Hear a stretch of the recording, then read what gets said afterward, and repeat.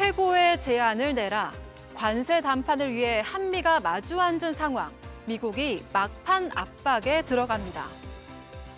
이재명 대통령은 이 내용을 보고받고 당당한 자세로 임하라고 당부했는데요. 다른 나라에 비해 시작이 늦어서 걱정이 많았던 한미 관세 협상. 협상 시한을 딱 하루 남겨둔 오늘 오전에 극적으로 타결됐습니다. 그쪽에서는 여러 이야기를 했지만 그런 원력 문제랄지 쌀 이런 여러 이야기가 아주 많이 알려진 그런 거고 당연히 고성이 오갔을 거고 우리 정부 내에서 협상 전략을 논의할 때도 부처 간의 고성이 오가고 그런 상황이었습니다. 이렇게 쌀과 소고기 개방 문제를 놓고는 양국 간 고성이 오가는 상황도 발생했는데요. 강경한 미국을 설득한 히든카드는 바로 이 사진이었습니다.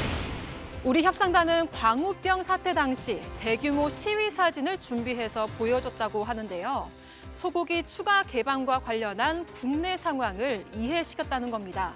이 대통령도 큰 고비를 하나 넘었다면서 협상 내용을 알렸죠. 상호 관세 15%에 합의한 한미. 양국의 협상 테이블 위에는 아직 여러 현안들이 남아 있습니다. 새로운 국면으로 접어들 겁니다.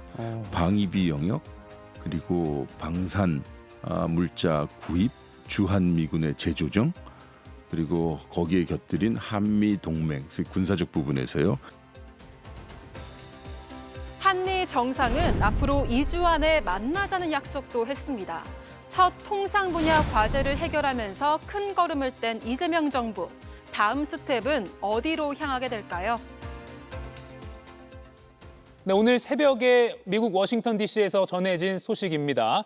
많은 분들이 새벽잠을 이 속보 알림과 함께 깨셨을 것 같은데요. 3,500억 달러, 우리 돈 487조 원 대미 투자를 조건으로 트럼프 대통령이 일찌감치 예고했던 25% 관세를 15%로 낮춘다.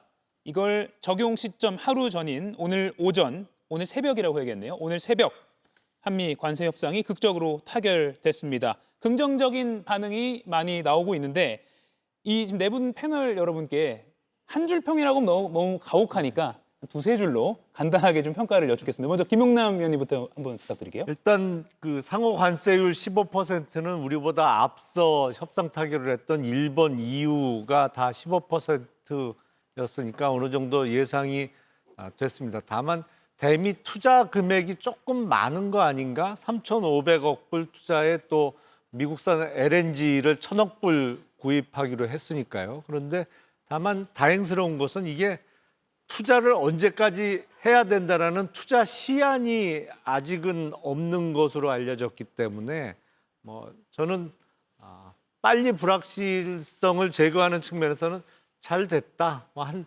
80점 정도는 충분히 받을 수 있는 협상 내용 아닌가 싶습니다. 예, 김희정 의원님. 저는 일단은 협상이 타결됐다는 데 큰 의미를 부여하고 싶습니다. 사실 우리가 이구동성으로 불확실성이 해결됐다, 참 다행이다라고 얘기는 하고 있습니다마는 그 말이 가지고 있는 의미가 있잖아요. 만약에 두세 달 더 유예됐다거나 혹은 그냥 25% 이렇게 해서 내일부터 시행이 된다거나 이랬으면 정말 너무나 큰 타격이었을 텐데 다행히 하루 전에 극적으로 타결을 돼서 참 다행이다라는 생각이고요.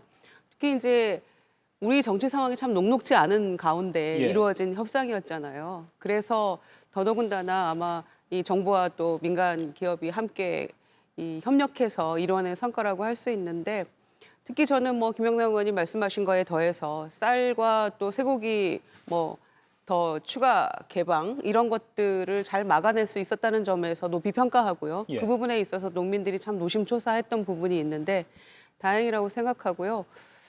FTA 국이었기 때문에 사실은 일본에 비교하면 우리는 자동차 관세 12.5% 정도 했어야 되는데 조금 아쉬움이 있다 이런 얘기 합니다마는 미국 주도로 거의 트럼프 대통령이 주도하는 그대로 이루어지는 그 베이스에서 이루어지는 이런 협상이었기 때문에 아쉬움은 남지만 그래도 EU나 일본 정도로 막아낸 것은 저는 선방했다고 평가합니다. 네, 어떻게 보십니까? 네, 저도 한 단어로 정리를 하자면 아쉬운 선방이었다 하는 그런 말씀을 드립니다. 예. 점수를 평가한다면은 글쎄요, 저는 B+ 정도는 줄 만한 그런 내용이었다 하는 얘기고요. 약 한 85점 정도입니다만은 아쉬운 대목은 우리가 뭐 다시 논의를 하겠습니다. 예. 곳곳에서 나와 있고 지금 장밋빛으로 치장을 할 수는 없다. 3,500달러 아까 자료 화면에 나왔습니다만 약 480조 원이 된다는 거 아닙니까? 우리 지난해 기준으로 예산이 680조 원으로 계산을 하면은 거의 한 해 예산, 대한민국 전체에 쓸 예산의 약 70% 정도를 지금 투자를 하라라고 하는 요구에 응답을 한 건데 과연 이것이 디테일로 들어가서 어떻게 어떤 면에서 물론 뭐 2천억 원은 보증과 대출, 나머지 1,500억 원은 조선 펀드 이런 예. 큰 가닥은 잡혀 있어도 이 세부적인 투자 글쎄요. 그리고 또 90%를 미국 밖으로 보내면 안 된다라고 하는 그런 게 지금 속속 드러나오는 마당에 아쉬운 점은 적지 않다. 일단 이렇게 규정을 하고 있습니다. 예, 김용남 의원님이 80점 주셨는데 김동훈 의원님 85점을 주셔서 네, 5점 더 후하게 제가 주셨습니다. 원래 좀 후한 편입니다. 네, 형광대 의원님. 저는 이게 그 진영 논리에 갇혀서 예, 자화자찬할 대상도 아니고 비판을 위한 비판을 할 대상도 아니라고 생각합니다. 그래서 제가 갖고 있는 정말 양심상 한 80점 정도 주겠습니다. 네. 왜냐하면 기존의 이 협상이 지연되면서 혹시 15% 플러스 알파의 관세율이 적용된 것 아닌가라는 정도의 걱정과 우려가 우리 경제계에 있었던 게 사실인데 어쨌든 15% 다른 나라들 그러니까 일본이나 EU와 같은 수준의 관세율을 적용받았다는 것은 의미가 있다고 보고요. 다만 그 미국에 투자하는 금액이 3,500억 불로 확정이 됐는데 이게 GDP 대비 20.4%입니다. 근데 EU는 GDP 대비 6.9%의 투자 금액을 약속했었고 일본은 13%의 투자를 약속했기 때문에 경제 규모 대비 대미 투자액이 높게 산정된 것은 아마도 농산물 시장과 소고기 30개월 원령 이상 수입을 막기 위해서 우리가 조금 더 양보했던 것이 아닌가 생각이 들고요.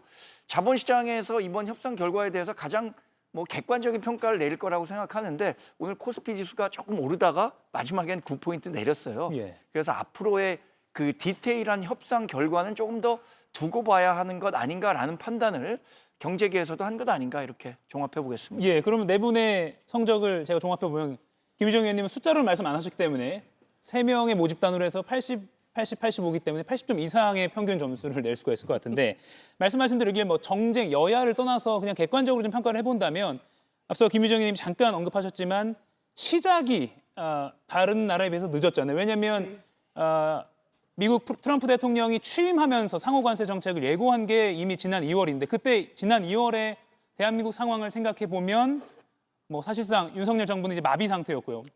더 이상 아무 국정이 운영되지 못하는 그런 상황이었는데 지금 저희가 그래픽으로도 준비했습니다. 그 시점에서 다른 나라들은 빨리 팀을 꾸리고 미국과 뭐 재계나 또는 정계 또 휴민트를 가동해서 네트워킹을 하고 준비를 했는데 우리는 지난 6월에야 새 정부가 출범했고 또 그 뒤에 한참 뒤에 경제사령탑이 갖춰졌기 때문에 시작이 늦은 점을 감안한다면 비교적 또 괜찮은 첫 번째 출발이 아닌가라는 평가도 언론이나 또 재계에서 많이 나오는 것 같습니다. 그런 국내 정치 상황까지 고려해서 점수를 준다고 하면 사실은 제가 처음에 매겼던 점수보다 훨씬 높은 점수를 받아야죠. 사실은 협상 내용만 보면 약간 아쉬운 점도 있고 지금 투자 액수가 조금 많은 거 아닌가라는 그런 점이 있습니다만 국내의 극도의 그 정치 혼란상 때문에 6월 3일 대선 이후에 인수위도 없이 출발하면서 뒤늦게 협상을 시작한 거에 비하면 그거보다는 훨씬 높은 점수. 제가 보기엔 뭐 90점, 95점을 받아도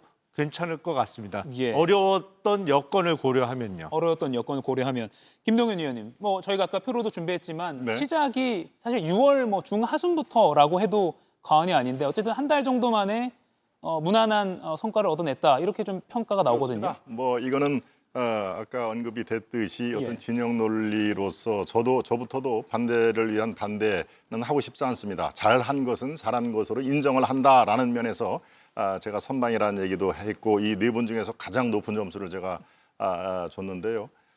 지금 상황에서 앞으로 세부적인 전략 이제 2주 후에 만난다는 거 아닙니까? 예. 2주 후에 글쎄요 그게 8월 15일 날로 딱 그 이 미국에서 집어서 되면은 8월 15일 날 제가 논평에서 썼듯이 두 번째 취임식 지금 대관식을 하려고 하느냐라는 그 날짜하고 이게 겹치면 어떻게 하죠? 저는 오늘 그런 그 궁금증이 들던데 2주 후에 미국에서 정상회담을 한다라는 그때 아마 오늘 우리가 나온 그 내용 중에서 한두 가지는 저는 상황 변화가 있을 거라고 예상을 합니다. 예. 숫자적으로 어떤 이 수정판이 나오든가 아니면은 농산물 시장도 지금 말이 다르지 않습니까? 이 트럼프의 워딩을 그대로 사용을 하면은 completely 개방을 했다라는 그 얘기를 썼고요. 예. 그렇다면 완전 개방인데 우리식으로 표현을 하자면은 또 김용범 정책실장 오늘 브리핑에서 추가 개방은 없다라는 것을 몇 번을 강조를 하는데요. 그 간극이 있습니다. 나중에는 이제 이렇게 문제가 될 것 같으니까 현재의 99.7%가 예. 개방이 됐기 때문에 그것은 정치적인 수사로 봐야 된다라고 대통령실에서 언급을 한 것처럼 아직까지는 이 총의가 모이지를 않았다. 그래서 우리가 농수산물 또 원령 이 몇 개월 이상 이런 아주 예민한 지난번에 광화문에서의 어떤 그 사태를 사진까지 보여주는 것 저는 전략적으로 굉장히 좋은 전략으로 접근을 했다. 한국 국민들이 이렇게 민감하게 반응을 한다라고 얘기를 했기 때문에요. 그 이후에 정상회담에서 아마 이게 오늘 우리가 지금 논의하고 있는 것 중에서 픽스될 건 픽스가 되고 예. 아마 성급하게 발표한 것은 재수정본이 나오지 않나 그런 의미에서 조심스럽게 이렇게 낙관만은 할 수가 없다. 저는 3,500억 달러도 더 미국에서 상향 조정을 할 수도 있다고 생각하는 게 이미 그 데드라인이 없거든요. 이거 내 임기 중에 반드시 해라라는 그런 것들이 이면 딜에서는 나올 수 있어도 표면적으로는 없습니다. 그렇다면 우리 입장에서는 이거 트럼프가 임기 내에 우리가 조금만 지연 전략을 하면은 트럼프 뒤에 또 바뀌면은 이거 안 해도 되겠구나라는 지금 얘기가 나오듯이 네. 여러 가지 복잡한 상황이 전개될 수가 있다. 그러면서 너무 일찍 글쎄요 샴페인을 터뜨리는 부분 그 기류가 일부가 있다면은 이것은 조금 더 2주 동안 지켜볼 필요가 있다. 이렇게 예. 저는 전망을 합니다. 트럼프 미 대통령이 2주 내로, 그러니까 8월 15일 확정은 아니고 2주 후가 아니라 2주 내라는 표현이 정확한데요. 2주 내로 이재명 대통령과 워싱턴에서 만나고 싶다라는 뜻을 밝혔기 때문에 이건 외교 라인에서 또 별도의 날짜를 지금 정하고 있다고 하는 게 대통령실의 설명입니다. 이에 대해서 이제 한미 정상 간의 첫 회담도 이번 관세 협상 타결 이후에 바로 이어지기 때문에 일본은 그러지 못했는데 공동 발표 형식이 날짜도 갖춰지지 못했는데 그래도 한미 정상은 2주 안에 빨리 만나서 어떻게 공동 발표를 할 수 있겠구나라는 이것도 일본과 비교하는 그래서 훨씬 일본보다 잘했구나 뭐 이런 평가도 나오는 게 보도로도 확인이 되고 있습니다. 우리 김정관 산업부 장관이 영국 스코틀랜드까지 날아가서 러트닉 미국 상무장관 일정에 따라다니면서까지 굉장히 단기간에 빨리 설득을 해야 되기 때문에 이런 노력, 밤샘 노력을 한 걸로 알려지고 있고요. 또 트럼프 미 대통령 대역을 놓고 협상을 연습하기까지 했다. 뭐 이런 뒷 얘기도 나오고 있습니다. 이 밖에 방금 김동연 의원님 말씀하신 것처럼 그 2008년 광우병 집회 사진도 있었고요.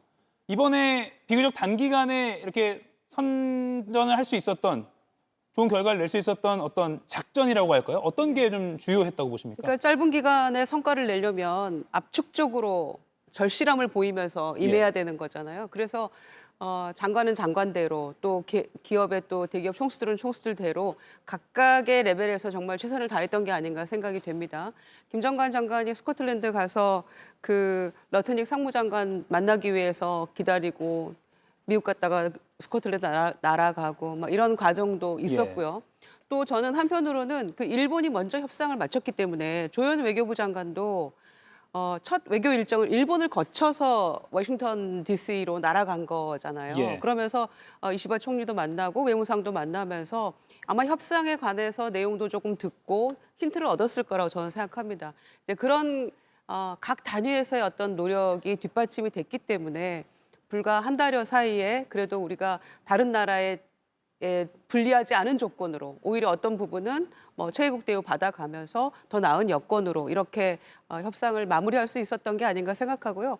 아까 이제 추가적으로 뭐 한미 정상회담 하면서 또 사실 그런 걱정도 있긴 합니다. 트럼프 대통령이 또 어떤 청구서를 불쑥 내밀지 또 방위비 분담금 관련해서는 아직 우리가 얘기를 한 바가 없기 때문에 예. 그런 논의들이 이어질 수는 있겠지만 그래도 향후에 걱정을 뭐 미리 땡겨서 저희가 미리 할 필요는 없다고 생각하고요. 이거는 뭐 시간을 두고 큰 고비를 일단 넘겼기 때문에 그 다음은 순차적으로 차분하게 정리해 가면 될 문제라고 저는 생각합니다. 예. 구윤철 경제부총리가 미국 현지에서요. 이게 우리 정부의 전략 중에 상당히 잘 통했다라고 언급한 게 있는데요. 이 영상 먼저 보고 이야기 더 나눠보겠습니다. 오늘 합의에 이르도록 가장 큰 기여를 한 부분이 마스가 프로젝트라고 생각합니다. 오늘 회담에서 트럼프 대통령도 한국 조선업 능력을 높이 평가하면서 미국 내 선박 건조가 최대한 빨리 이루어질 수 있도록 사업을 추진해 줄 것을 요청하였습니다. 예, 여러분이 마가는 좀 익숙하실 것 같은데 다시 미국을 위대하게. 근데 마스가라는 걸 우리 정부가 미국 측에 작전으로 딱 내세웠는데 이게 좀 전략이 통했다라는 평가가 보수 언론에서도 나오고 있는 그런 상황입니다. 정광지 의원님.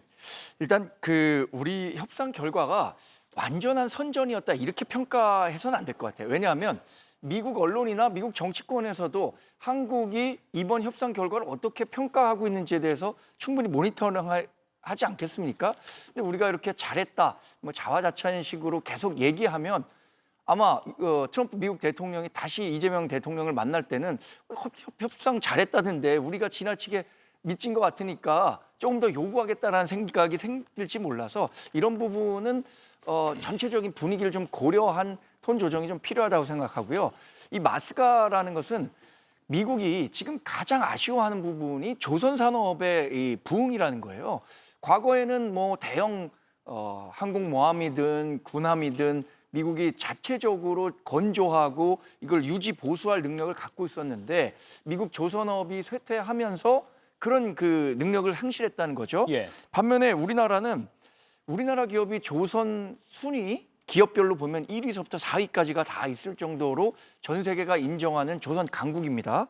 R&D서부터 설계, 건조, 유지 보수까지 대단한 경쟁력을 갖고 있기 때문에 이러한 노하우들을 미국과 아주 미래 발전적인 방향으로 로드맵을 잘 제시한 게 미국 측이 다른 분야에서 일부 조금 한국에 양보를 하더라도 예.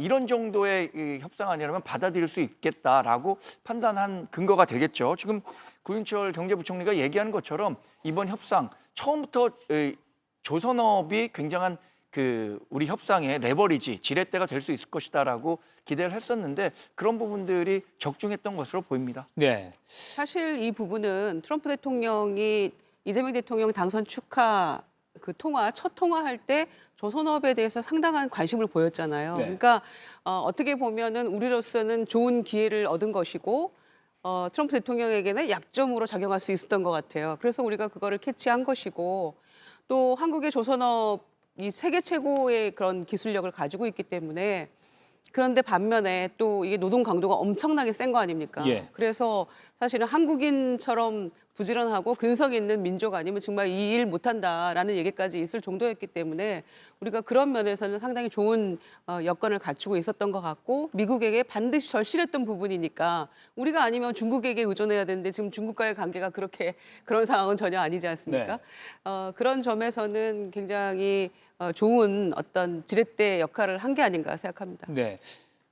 쌀 쇠고기 추가 개방 문제도 상당히 관심이 높았고 또 민주당 쪽에서도 이건 정말 안 된다. 미국 측에도 요구를 했지만 이건 우리 정부도 좀 조심해줘야 된다라는 취지로 어제 따로 기자회견을 하기도 했는데요. 오늘 김용범 대통령실 정책실장이 쌀 쇠고기 추가 개방은 없다라고 분명히 오늘 오전에 카메라 생중계가 되고 있는 브리핑에서 말을 했고요. 그 아래 보시면 이 개방 문제로 고성이 오가기도 했다라는 정말 치열했다라는 것을 그런 뒷얘기를 분위기를 전해주기도 했습니다. 김용남 의원님, 네. 일단 이 부분은 트럼프 대통령은 뭐 모두 전면 개방하기로 했다라는 표현을 소셜미디어에 썼기 네. 때문에 그래서 김용범 실장이 이렇게 추가 설명한 거거든요.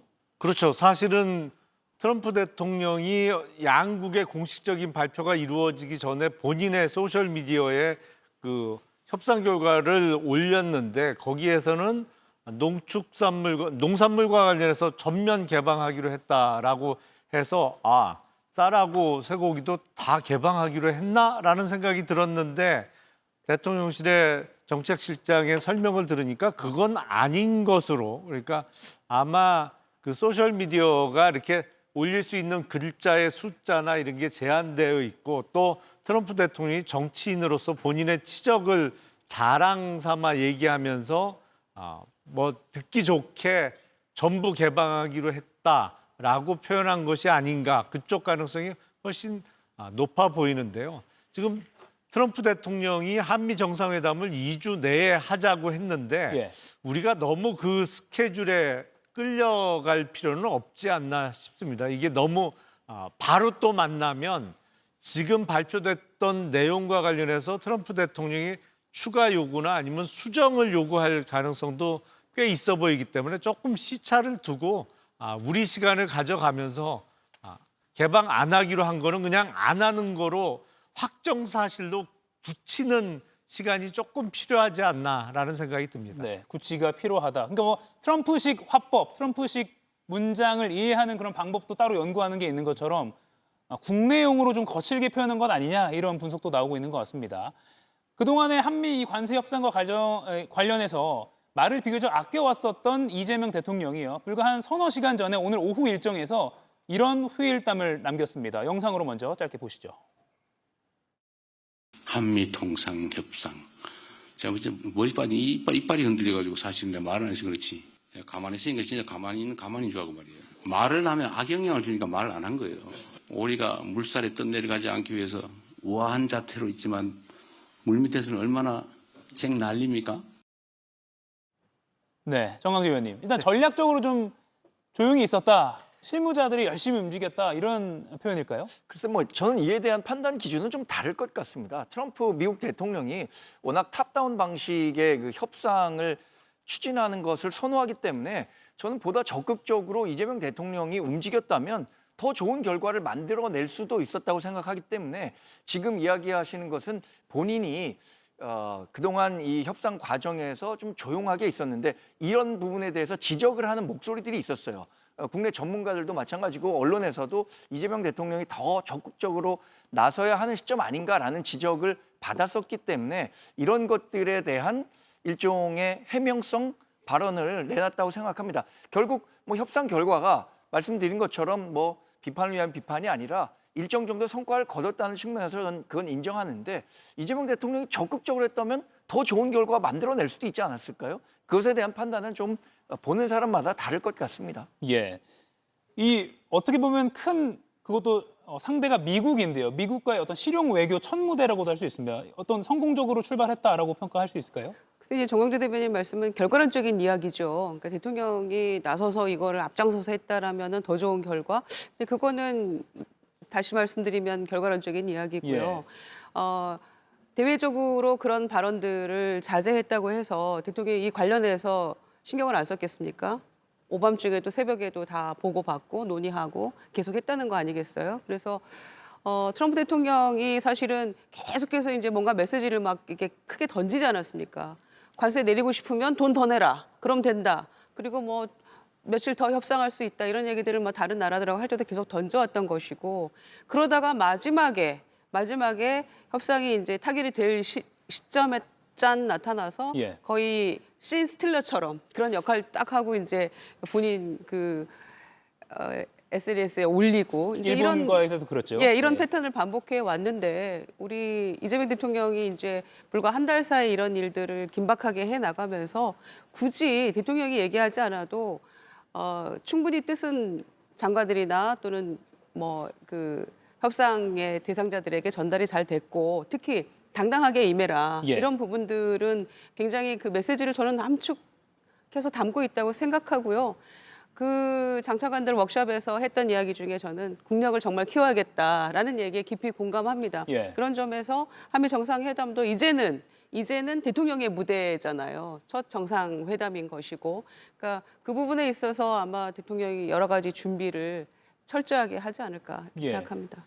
원래도 한미 정상회담은 뭐 언론들이 모두 주목할 정도로 굉장히 큰 이벤트인데 이번 2주 내로 날짜가 잡힐 한미 정상회담은 굉장히 주목도가 커질 것 같습니다. 그렇습니다. 지금 여러 가지 오늘 발표된 내용 중에서도 아까 제가 언급한 대로 몇 가지는 2주 후에 정상회담에서 가시화가 될 것이다 하는 얘기가 있죠. 이 지금 나온 얘기 중에서 좀 보완 설명을 할 게 자동차입니다. 네. 저는 가장 그 아쉬운 대목이 바로 이 자동차의 15% 그 유지를 한 것이 굉장히 잘한 걸로 또 일부에 그래도 이 평균 정도는 한 거 아니냐. 왜? 일본도 15%, EU도 15%인데 그런데 내용을 들어보면 아니죠. 우리는 다 아시다시피 한미 FTA로 무관세였지 않습니까? 무관세에서 15%를 얻은 것이고요. 일본은 2.5%를 안고 15%를 간 거기 때문에 우리가 상당히 불리한 상황입니다. 결국은 일본 자동차에 손을 들어 준 겁니다. 예. 왜냐? 우리 자동차 뭐 현대나 기아뿐만이 아니라 국내 자동차 생산 비중이 65에서 68 정도 압도적입니다. 그런데 미국의 도요타나 혼다 같은 경우에는 잘해야 20% 정도, 혼다 같은 경우는 10%도 안 되지. 다 미국이나 멕시코에서 생산하기 때문에요. 이런 것들을 감안을 하면은 관세 관한한 자동차에서 일본 손을 완전히 들어줬다. 그것을 우리는 집요하게 물고 늘어줬어야 되는데 결국에는 15% 숫자가 똑같으니까 손을 들어준 게 그래서 나온 얘기가 그것을 양보 아닌 양보를 해주고 예. 2주 내에 빠른 시간 내에 정상회담이라는 카드를 우리한테 주고 또 하나는 바로 지금 아직까지도 그렇게 100% 투명하지 않은 바로 쌀과 소고기 이런 거에 대해서 미국 측에 유리하게 추가 개방이라든가 이런 것들을 양보한 거 아니냐라는 의미에서 자동차의 그 2.5%를 결과적으로 갖고 오지 못한 것은 굉장히 우리 이 수출이라든가 대한민국 경제에서 상당한 영향을 미칠 것이다. 저는 그렇게 보고 있습니다. 그렇지만 김용범 대통령실 정책실장이 12.5%를 관철하지 못하고 15%로 자동차 품목 관세요. 이에 대해서는 솔직하게 아쉽다라고 했고요. 뭐 100% 우리가 다 얻을 수 있는 협상이라는 건 없을 테니까요. 다만 앞서 김동훈 의원님 언급하신 것 중에 쌀과 쇠고기 같은 경우는 확실하게 추가 개방은 없다라고 대통령실이 국민들 앞에 생중계해서 확실히 밝혔기 때문에 이 부분이 혹시 뭐 비밀스럽게 뭔가 추가적으로 있을 것이다라는 우려는 조금 과할 수 있는 것 아닌가라는 것으로 저희가 좀 정리를 제가 하고 짧게만 그 예, 보완 짧게 설명을 부탁드립니다. 드리면요. 예. 김용범 실장이 오늘 그 기자 브리핑을 한 것 중에서 두 가지를 확실하게 얘기를 못했습니다. 그 트럼프가 쓴 컴플리트리라는 그 의미, 또 한 가지는 90%를 미국에 유보 또는 재투자를 하겠다는 의미에서 리테인 설명을 이렇게 우회적으로 했습니다. 예. 우리가 알아봤다. 이거다라는 얘기를 기자 질문을 받고서도 정확히 얘기를 못하는 그런 상황이니까요. 아직까지 지켜볼 대목은 여전히 남아있다 이렇게 생각합니다. 예. 농산물 관련해서 정치 지도자의 표현으로 이해하고 있다라고 김용범 실장이 설명하기도 했습니다. 김용남 의원님. 네. 사실은 이제 협상 타결로 발표는 됩니다만 합의된 문건은 없는 겁니다. 그러니까 서로 협상을 진행하는 과정에 각자 메모한 거 뭐 이런 거지 양측 간에 합의된 문건을 갖고 서로 사인을 하는 이런 절차는 없는 협상이었거든요. 예. 그러니까 그 김용범 실장 입장에서는 트럼프 대통령이 그냥 본인이 그 일방적으로 소셜 미디어에 올린 내용을 갖고 더 자세히 설명할 방법도 없고 설명할 이유도 없는 거죠. 그거는 그냥 뭐랄까요?